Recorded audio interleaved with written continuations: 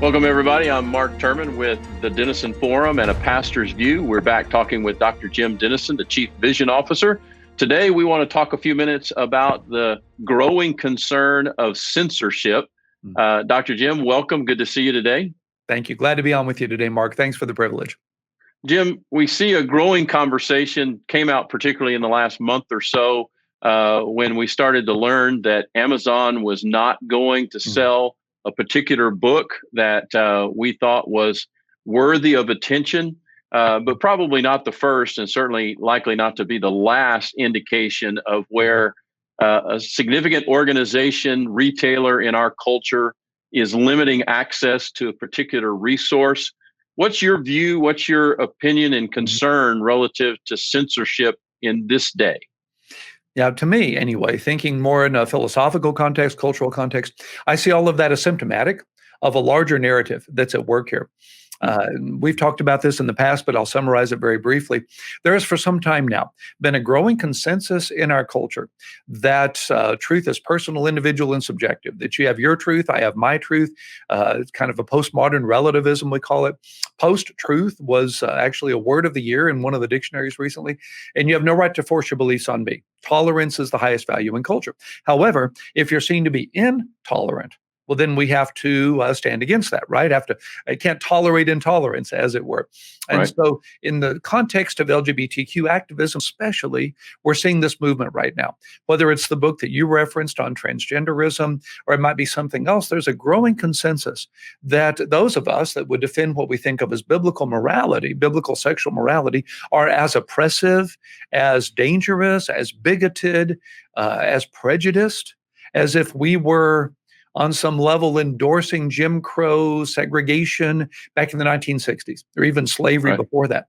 And so therefore, private enterprises, private platforms like Amazon have the right to decide what books they're going to let you sell and not sell. Twitter has the right to decide who can use their platform and can't, and so forth. And if they're going to come along and decide that a particular retailer, a particular author, a particular ministry is wanting to promote material that's dangerous to some specific group of people, they can just decide not to allow them to have access to their content. It's the same thing I would see them doing and should do.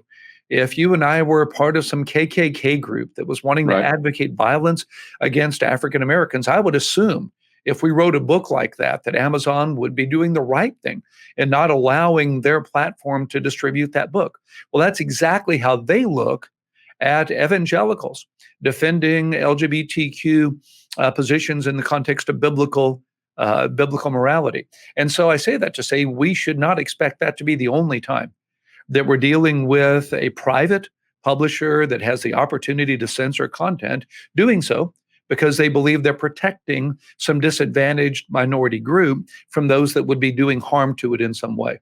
Do you think that there's a growing concern that kind of, or that similar kinds of censorship are coming not from private retailers, but from other avenues as well? I think historically about how oppressive governments or regimes have controlled media and controlled access to information. Do you see those kinds of concerns growing in our culture? Right now, it's primarily in the private sector. As I'm aware of it, you'd have to probably pass some hurdles to get to a place where the government gets interested. One way to do that would be with the 2015 Obergefell decision. It could be decided that a church that does not conduct same-sex weddings, a church that does not allow its services to be used for same-sex celebrations, is no longer in alignment with settled public policy. And then you could get into 501c3 tax-exempt issues, the same way Bob Jones University did some years ago with its interracial dating policies as they were seen at the time. And they gave up their tax-exempt status rather than change their policies to be in line with the 1964 civil rights legislation. You could see that being an issue that could come down the way.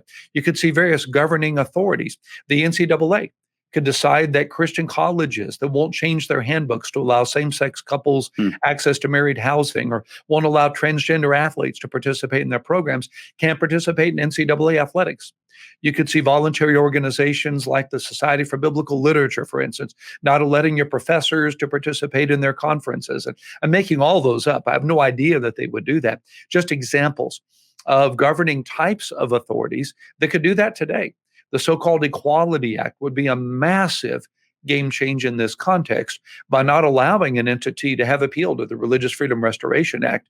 At that point, it could be a massive shift in terms of the degree to which government agencies and other cultural entities see us as discriminatory and dangerous in a way that could lead to further censorship. Well, it reminds me a couple of years ago where there was a controversy in Houston, Texas, and I believe the mayor of Houston tried to require that a pastor submit his sermons for review by the mayor's office, of all things, which seemed very strange and unusual, something we've never seen before. But what I hear in that is that censorship has a pretty broad definition and expression. We have seen even in recent years where the NCAA would not go to a particular city and have an event in an arena if they felt like that city had adopted certain ordinances or practices that they didn't agree with, that they were financially penalizing that community by withdrawing their event. And so censorship can look a lot different from just simply, we're not going to give you access to this book or to this written information. It looks a lot broader than that today. Absolutely. Can get on a personal level. Let's say you're set on the board of trustees of a school that refuses to change its student handbook to allow transgender athletes to participate in its programs. Does that board of trustees become public knowledge? Do people start using social media to cancel culture, as it were, engaging cancel culture relative to those trustee members? To use their Facebook page to say, well, you may not know this, but the owner of this restaurant sits on this board at this university that is practicing discrimination and hate, for instance. Do we start seeing that level of personal individual attacks? Well, there's nothing to keep that from happening. As long as the person that's saying that on their Facebook page is not committing libel or slander, as long as they're not breaking the law, they certainly could do that today if they wish to do that. They don't need the Equality Act to do that. And so that's the trajectory. And again, the larger thing to keep in mind behind that is this move that believes that biblical morality is dangerous to culture. That's been being said for a while now, but now it's getting a level of traction that we really do have to pay attention to and start preparing for and being willing to pay the price to live in the light of. Which leads me to a great kind of closing question, which is just in this topic, what would be a couple of recommendations you might make to Christian leaders and to the members of their churches about how to pay attention to this issue and how to respond to it? Yeah, the first thing that I would recommend that anybody involved in the leadership of any Christian organization do is consult legal authorities to help you be as prepared as possible for possible litigation in this context.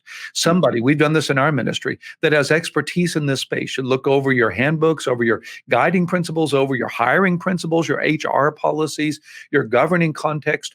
If you at some point do face litigation, you need to be as prepared for that as possible. You need to be as missional as possible and make certain that you're prepared for such a day and a time as when that might come to bear. That's the first thing to do. And that's something that needs to happen now with any Christian organization. There are a number of organizations that exist to help you do this. You may not have the means to hire private counsel to do this, but there are groups that can help you to do this. First Liberty, Alliance Defending Freedom, Beckett Fund, organizations come to mind that would be more than willing, I think, to help you think in those terms. And then on a second level, how can we be proactive about this? We don't want just the right to be wrong here. We don't want just to protect religious liberty at a level that people think is the right to discriminate. We want to be seizing the initiative and making it not just what we're against, but what we're for. Biblical morality is best for everybody.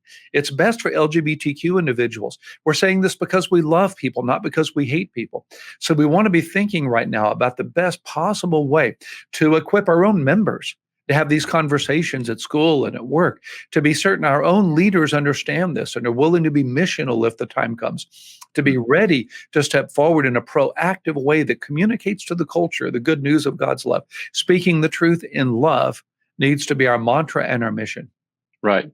And as we speak it, we need to live it, right? That's so right. that we become compelling examples of the beauty and the attractiveness, the benefits of biblical morality.